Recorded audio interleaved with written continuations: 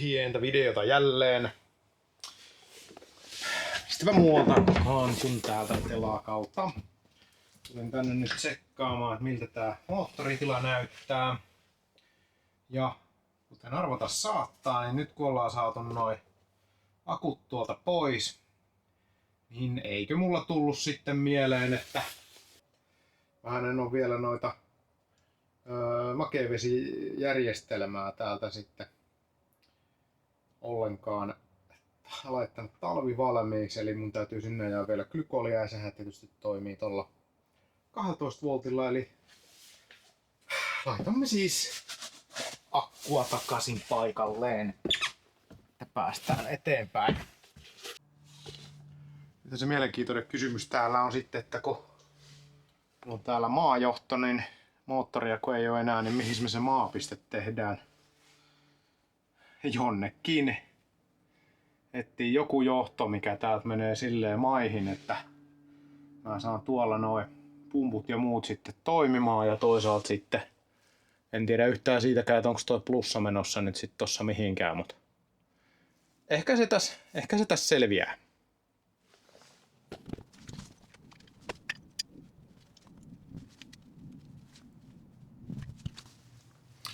Eli oikeastaan mä laitan tuolta akkusähkön nyt sitten päävirtakatkaisijasta päälle. Laitetaan se tänne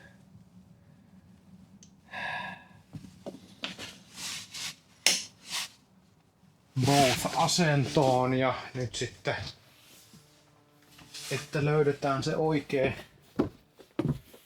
johto, niin mä pistän täältä tuon vesipumpun päälle, niin se pitäisi alkaa sit se vesipumppu. Mä oon ajanut tyhjäksi kyllä sen tankin sieltä, mutta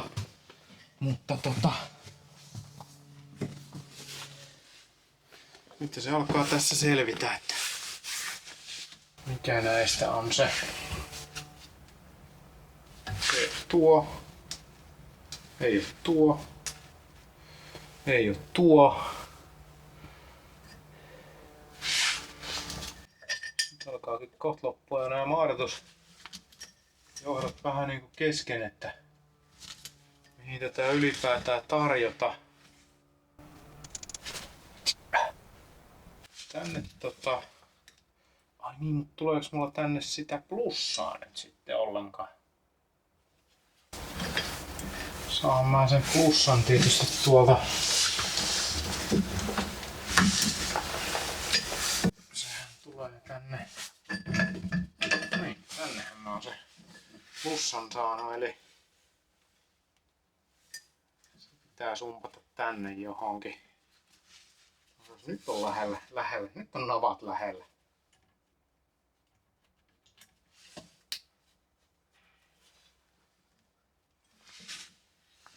Missä se yksi maapiuha nyt olikaan? Tuolla.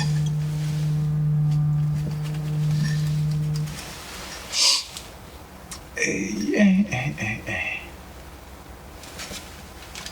Onko siellä vai onko se täällä?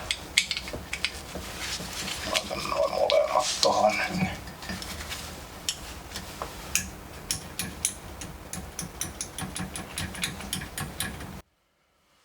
Olipas tämä nyt harmillinen juttu tämä. Nyt ihan suoraan sanottuna tiedä, mistä maapiuhasta se menee se päämaadotus tonne. Varmaan onko se tuo.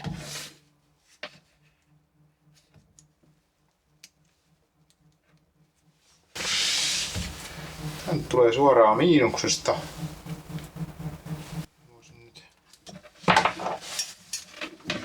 No ei varmana ole tää kyllä, koska tää ei mene mihinkään. Tää miinus tällä hetkellä. Tää on muuten yksi tuntimittari, jonka mä oon itse laittanut tänne 73 tuntia.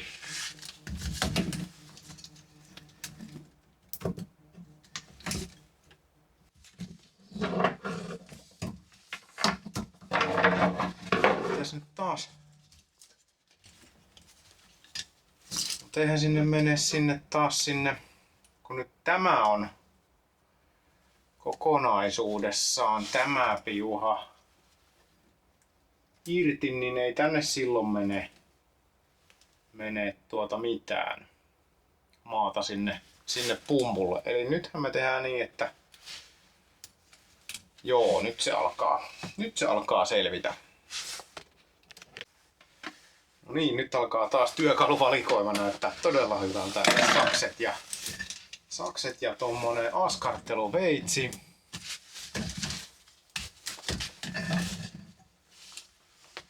Tehdäänpäs nyt sit semmonen, tossa on yksi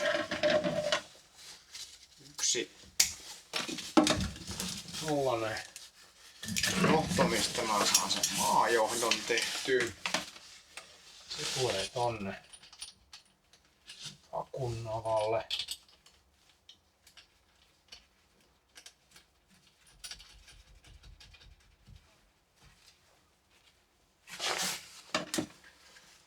Fiskarsin sakset on parhaat päivänsä nähnyt, niin otetaanpa täältä sitten. Tätä liitintää en tuu mihinkään enää käyttämään, niin otamme täältä sen maajohdon esille ja vahva veikkaus, että tänne tulee varmaan vedettyä kaikki muutkin johdotukset aika pitkälti tämän koneenvaihdon yhteydessä uusiksi. Tämä on kuitenkin tämäkin johto ja tämäkin kaikki liittimet ja muut, niin nämä on täällä nyt 35 vuotta. Niillä on ollut aikaa tässä heilua ja saada itsensä irrotettua, jotenka varmaan viisainta niitä sitten alkaa vähän vaihtelee. Ainakin mitata, että onko ne jotenkin kunnossa. Täältä nimittäin toi päävirtajohto, mikä on tossa ohitettuna, niin se on jo siitä edellinen omistajakin jossain vaiheessa korjannut ja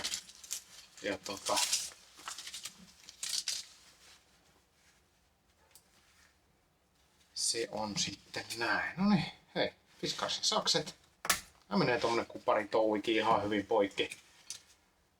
Ei kannata ehkä ottaa niitä vaimon parhaita keittiösaksia tosin tähän, vaan tämmöset milloin jo hieman tehty urakkaa tuolla harrastehommissa. Tää on nyt sit semmonen liitos, että älkää tehkö tällaista mihinkään. Tarkoitus vaan hetki aikaa pyörittää tota pumppua.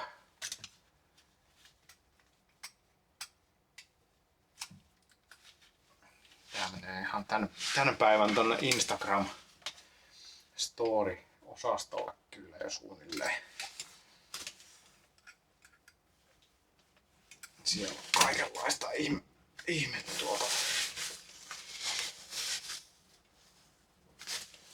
juttua. Täältähän me saadaan. Tiedättekö mitä? Pumppu lähti tuolla pyörii.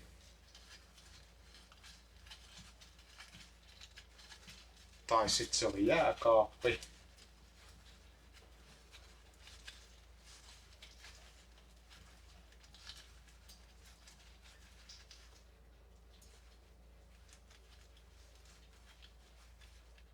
Hei, siellä on mulla joku hanaki auki. Noniin, pumppu pyörii.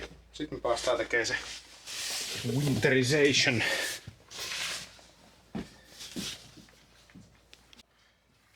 Joo, tämähän tapahtuu niin, että mä oon nyt tänne sotkenut 50-50 suhteessa propyleenglykoli. Ei ole niin vaarallista ympäristölle kuin mitä etyleenglykoli. Olen siis tähän toiseen pönttöön sitä nyt sekoittanut. Huomannut, että suurin osa propyleeniglykkolista, mitä myydään, niin se on punaista väriltään, mutta jostain syystä Pilteman propyleeniglikoli on kuitenkin vihreätä väriltään. Ehkä se on vaan väriainen asia. Näin sanoo viisaat, että tämä on parasta. Kun sitä kuitenkin menee sitten viimeistään siinä vaiheessa, kun sitä huudellaan tuolta pois, niin sitä silloin menee aina vähän maahan ja näin. Niin yritetään tehdä nyt niin ympäristöystävällisesti kuin pystytään.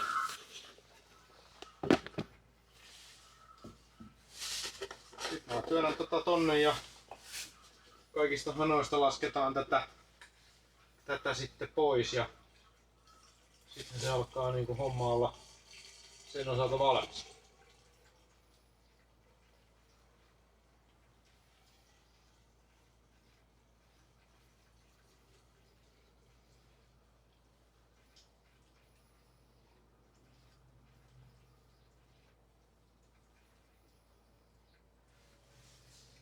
Se alkaa olla sen verran jo, että sieltä alkaisi tulla vihreitä täältä hanasta.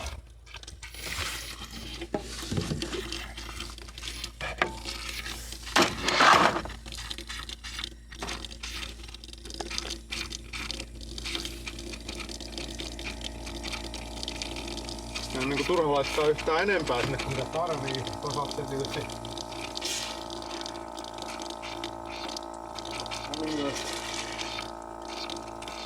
onhan meillä muuta valotkin nyt, kun meillä on sähköt laitettu päälle, niin mä pikkasen laitan sitä vielä. Mun mielestä vähän on vihreän sävystä kyllä tuo vaahto. Ja se kumpu vähän vaahdattuu. Nyt sieltä ainakin tulee sitä nestettä ja on näköjään tuo pumppu sellainen, että se sen verran vaahdattuu ja se nesteet se ei niinku saa sinne tarpeeksi painetta, että se alkaisi sitten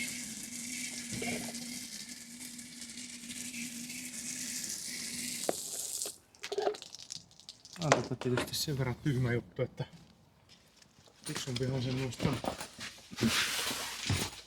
tuosta suihkuletkusta aloittanut ja aloittanut sitten tänne samaan astiaan takaisin. Katsotaan mitä tästä tulee. Joo. Samalla näkee, että on se nyt siellä sitä jäähdytysnestettä vai ei.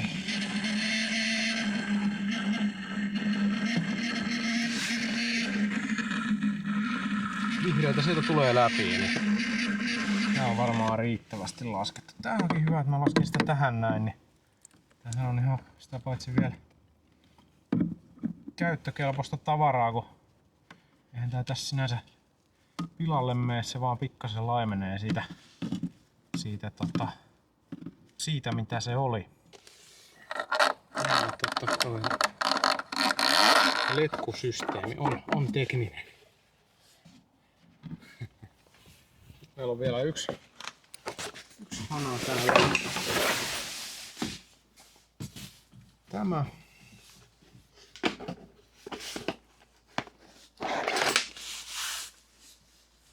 Näköjään joku asentaja saanut tänne melkoisen katastrofin aikaan kanssa tämänkin osalta, mutta tää oli sellainen, että tää on tää mun hana tässä, minkä mä oon tänne itse 3D-tulostanut sen edellisen mystisesti kadonneen tilalle, niin tää on näköjään vähän huonossa hapessa. Saa nähdä millä me saadaan sitä tuolta nyt sitten käännettyä. Pitäisi varmaan tohon hommaa sitten ihan kokonaan uusi joku semmonen vähän fiksumpi hana.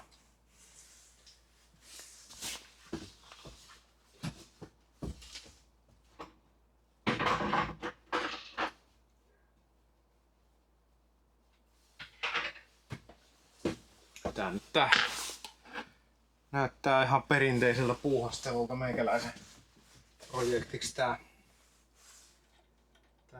näin.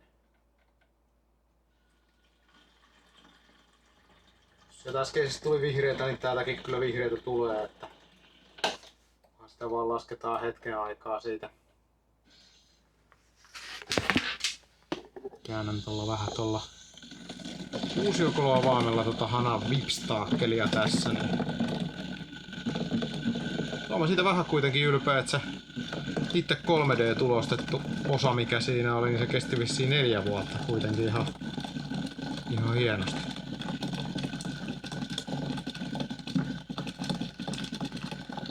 Periaatteessahan tässä kyllä kannattaa nyt laskea niin paljon tänne pyttyy, kun sieltä tulee.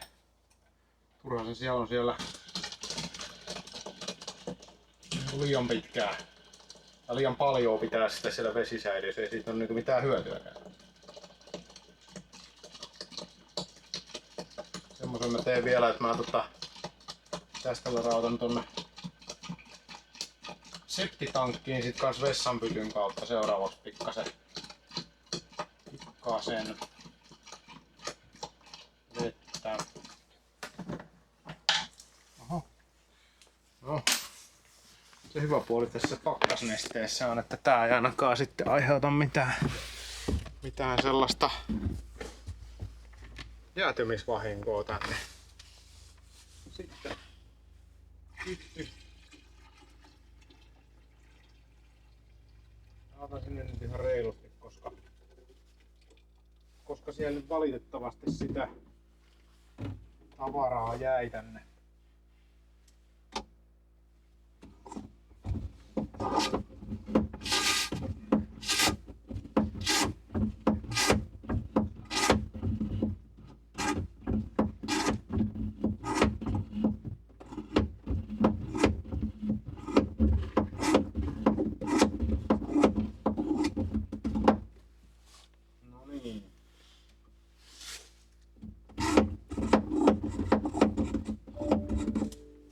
Siinä aina joku pieni mukava haisu näissä vessahommissa on, mutta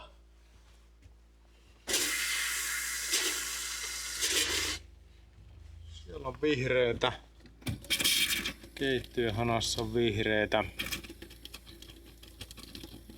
Ne alkaa kaikki hanat olla tässä jo käyty läpi. Nyt mä mietin sitten, että onko mulla vielä joku muu asia, mihin mä akkuvirtaa täällä tarviin. Tässä oli mitään mukava tässä jääkaapissa semmonen ominaisuus, että ennen siinä oli sellainen vika, että se ei lähtenyt päälle. Nyt siinä on sellainen vika, että se ei mene pois päältä. Eli käännetään se nyt varmuuden vuoksi, ei tietysti mitään akkua tuolla olemaan kiinni, mutta käännetään se silleen, että siellä nyt sitten ei olisi mitään ainakaan päällä.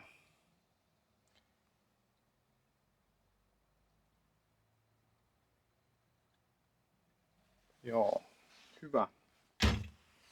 Noin mulla oli mielessä, että mä ottaisin vielä nyt, kun tässä ollaan seuraavaksi pystyttelee sitä telttaa katosta tähän veneen ylle, niin mä ajattelin, että mä siksi aikaa laitan ton maasähköihin ja akun lataukseen, eli mun täytyy nyt tolle akulle, mihin mä nyt käytin, niin sille sitten vielä kytkee latauspiuhat tuolta, mutta eiköhän ne sieltä löydy kivasti.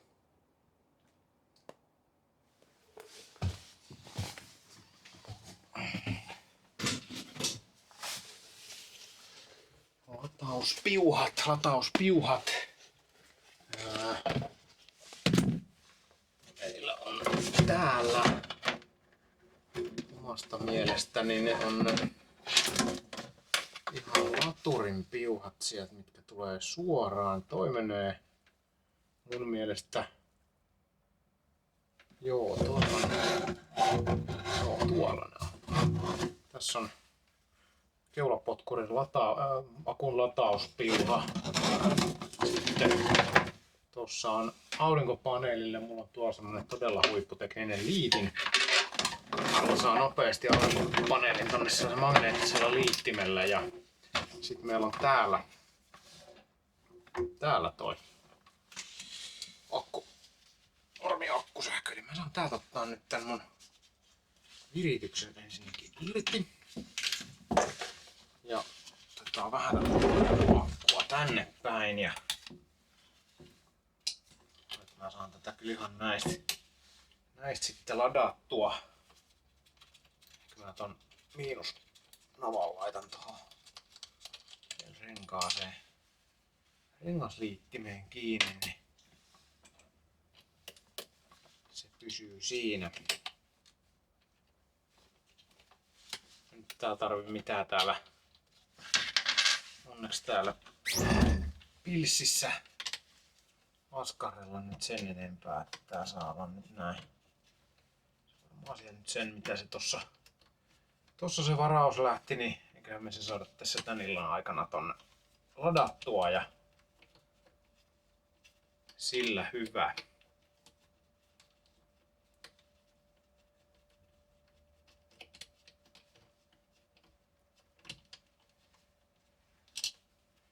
No, kyllä se on niin taas helpommin sanottu kuin tehty tämäkin homma. Etenkin täällä pimeässä en tiedä näyttää sitä nyt kamerassa ja ihan sellaiset, ettei täällä näe mitään. Se on tossa toisaalla noin.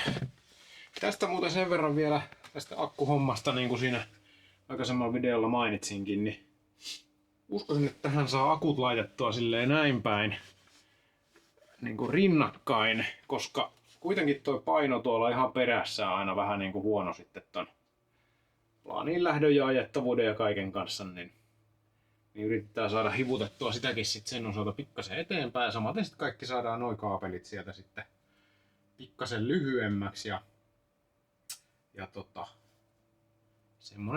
semmonen ajatus siinä. Eli täällä on ihan hyvin mun mielestä tilaa akun olla niin kuin toisinpäinkin. Eli tästä niin kuin näinpä. Hyvä. Sitten piuhaa kiinni ja otetaan muihin hommiin sen jälkeen.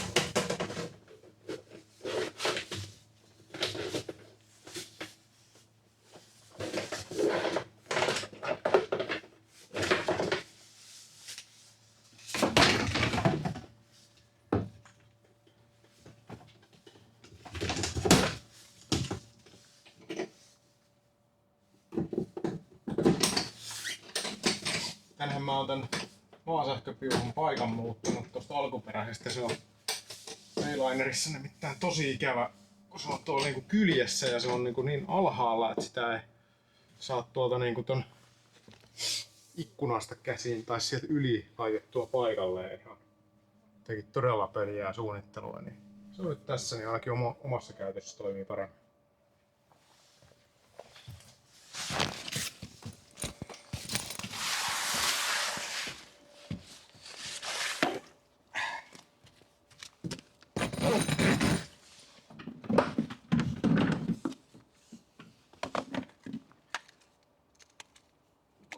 Piuhaa paikalle.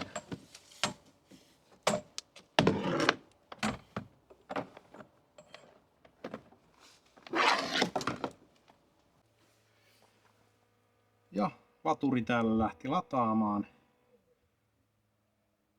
Se toimii ihan hienosti ja nyt sitten katoksen pystytykseen.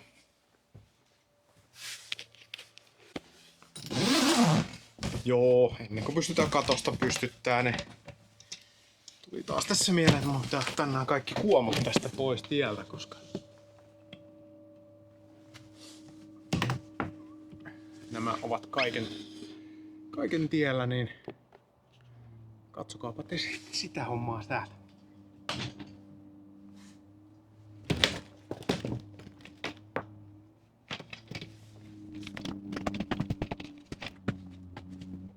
Sitten jos tänä talvena sais tehtyä sellaisen operaation, että näihin kuomoihin laittaisi kaikki nepparit viimein uusiksi. Tai ei kaikki, vaan ne, jotka sieltä puuttuu uusiksi. Samaten tuonne runkoon ne vastakappaleet, mitkä siellä on joko löysällä tai irronnut, niin ehkä olisi aikakin.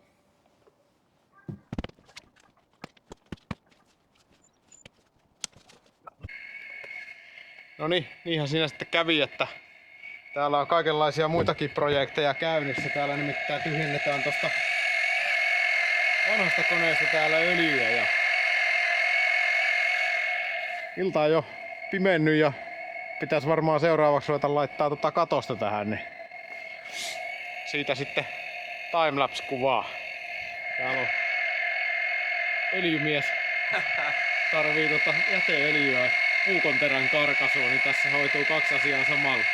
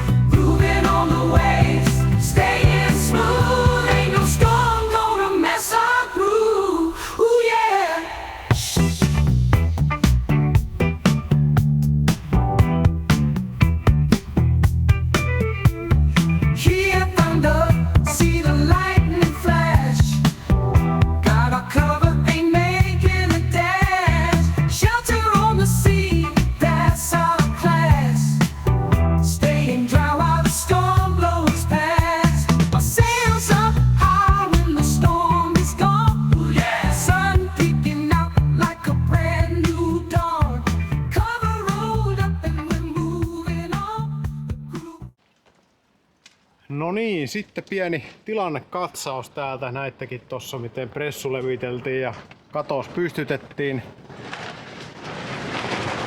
Mukavasti alkoi tuulla, mutta onneksi vasta vähän sen jälkeen kun saatiin toi pressu tonne yläilmoihin. Mulla on vielä nämä keula- ja perään kiinnitykset tekemättä ja ne vakauttaa sitten huomattavasti, kun se tuuli ei pääse sinne niin pussittamaan. Mutta semmonen ihan vinkkinä, jos laitatte talvisäilytyksen ajaksi pressua. Minä kuulin tämän kokeneemmilta ihmisiltä ja olen sitä aina noudattanut hyvällä menestyksellä. Eli kun näissä pressuissa on näitä purjelenkkejä, niin se on hyvä muistisääntö, että jokaisessa lenkissä täytyy olla jonkunlainen naru tai kumiköysi, niin kuin tässä mun tapauksessa. Tää on muuten puuilosta mustaa väriltään 10 millistä kumiköyttä. Tää kestää 2 talvea, eli sen minkä tämmönen pressukin. Mulla oli nyt hyvä tuuri, sattu kaveri tähän laittaa tätä mun kanssa tätä pressua, mutta aikaisempina syksyinä olen laittanut tän aina itse ja onnistuu niinkin, kun vähän sitä miettii. Ja mitäs vielä? Mä teen tänne nyt loput kiinnitykset ja Sittenhän meillä on vene säältä suojassa talvea varten ja nythän sitten kun mulla tuolla varmaan vielä tonne tulee olemaan sitä asiaa tonne konetilaan, niin täytyy siihen ihmetellä nyt sit jonkunlainen ratkaisu, että miten siellä pystyy helposti toimimaan, vaikka tää pressusysteemi on tässä ja ei siellä nyt mitään suurta tarvitse talven aikana tehdä, mutta se, että sinne pääsee helposti käymään ja tsekkaa, jos tarvii jotain mittoja tai muuta sen tyylistä. Mä laitan nää kaikki viimeisetkin kiinni ja katsotaan vielä sitten semmonen katsaus, että miltä se näyttää ja homma jatkuu. No niin. Sitten olisi vene paketissa. Tää takaosa näyttää aina vähän tältä, kun siinä on ylimääräistä pressua, mikä pitää jotenkin saada tohon, mutta ihan tässä on se, että tonne ei hirveästi menisi lunta tonne pressun alle, mutta se, että sitten tuulettuu tästä täältä päistä. Tässä oikeastaan kun katsoo, niin vähän saman tyylistä tuntuu oleva kaikilla muillakin tää pressun laitto. Tässä vieressä mä aina kadehdin tätä venettä, kun se on tommonen maassa asti seisova katos. Mulla on vaan vähän semmonen ongelma, että sit tulisi aika pahuksen korkea. No ei se nyt tavallaan ton korkeampi olisi, mutta pitäisi sit vielä tehdä näitä sivupuita tänne lisää ja näin. Tää nyt on tämmönen. Nyt on kaikissa. Hehe.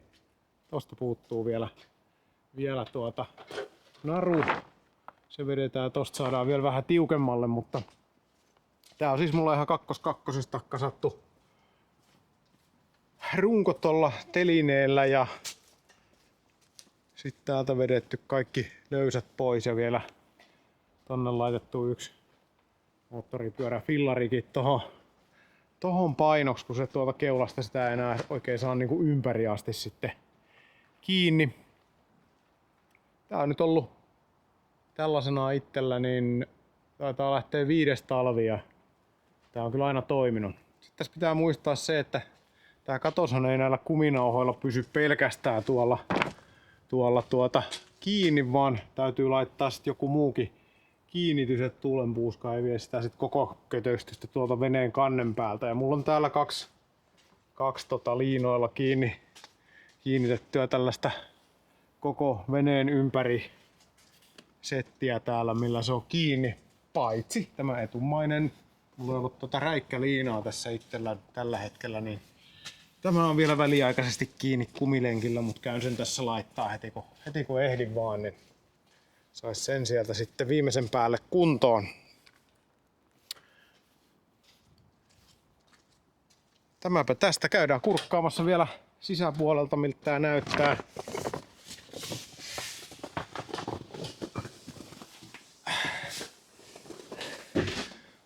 Voisi sitten joku viisas sanoa tässä, että onpa vähän sinne sun tänne noin rimat, mutta ne on tavallaan mieluummin noin päin, että se vähän tuolla roikkuu, että tää pää ei sitten oo tuolla terävänä kulmana tuossa pressun kohdalla niinkään ja tälleen tää on toiminut. Tärkein asiahan tässä, yksi tärkeimpiä asioitahan on, että on noita vinotukia riittävästi sitten tässä rakenteessa, että tänne tulee kolmioita, että se pysyy silleen järkevästi sitten tässä, että se ei niinku nitkahda eteen tai taaksepäin sitten silleen ihan tyystin koko keksintö. Ja sehän tässä on mukavaa, kun täällä tällaisen katoksen pystyttää ja kenkineen täällä kävelee, niin kyllä on kansi sitten sottasen näköinen. Täytyy muuten muistaa laittaa tuuletusasentoon noin kansiluukut sitten kansia. Sellaisia pikkujuttuja muistaa tässä tehdä. Tästä näistä rimotuksista, niin näitä kannattaa laittaa riittävän tiheesti, koska muuten se alkaa pussittaa lunta ja sit siinä on aina riski, että sen nitkahtaa sen painon alla joku kohta tässä, mutta ainakin tällainen systeemi on toiminut. Nyt mä löysin tänä vuonna, että mä laitoin rimat tähän tarkakaaren ylänurkan kohdalle, kun se on aina mennyt toi pressupuhki tosta ton yhden nepparin kohdalta, niin tuo varmaan auttaa siihen, mutta tänne täytyy sitten joku pehmuste laittaa vielä tuohon nurkkaan, kun se kuitenkin lumi painaa sitä vähän, niin se ei hankaa tuohon tarkakaareen. Sitten noi nurkat tuolla, kaikki ulkonurkat, niin niihin täytyy laittaa pehmustetta ja samaten tuohon harjalle on hyvä pistää tää on tämäkin taisi olla puuilosta, ei ole mitään maksettua mainosta, mutta sieltä vaan löytyy aika hyviä tuotteita, niin tommonen solukumi tai solumuovi nauha taitaa olla Sokkelikaistan nimellä siellä, niin sitä on tonne laitettu sitten ja siitä sellaisia moninkertaiset mytyt vielä tonne nurkkiin, samaten tohon kantta suojaamaan noitten puitten alle on laitettu sitä samaa matskua. Muuta kai tässä sitten ei enää oo, kun viedään nämä kaikki ämpärilliset, missä on pilssipumppuja ja kaikkea muuta ryönää, niin viedään näitä vähän pois ja siivotaan muutenkin kaikki ylimääräinen tästä talven alta sitten ja ovet lukkoon ja ei muuta kuin kevättä ja muita projektin osioita odotellessa. Täytyy ihan rehellisesti sanoa, että tää pressun ja katoksen laitto ei ole niitä kaikista meikäläisen suosikkihommia tässä veneilyssä, mutta niinhän se on kaikissa harrastuksissa, että jos siitä meinaa jotain saavuttaa tai jotain kivaa saada, niin aina välillä on niitä ikävämpiäkin hetkiä sitten. Ja moikka sitten vaan täältä katoksesta ja kai sitä nyt enää tässä vaiheessa turha sanoa, että tilatkaa kanavaa. Kyllä te varmaan, jos mielenkiintoa on, niin sen teettekin. Hyvä, moro!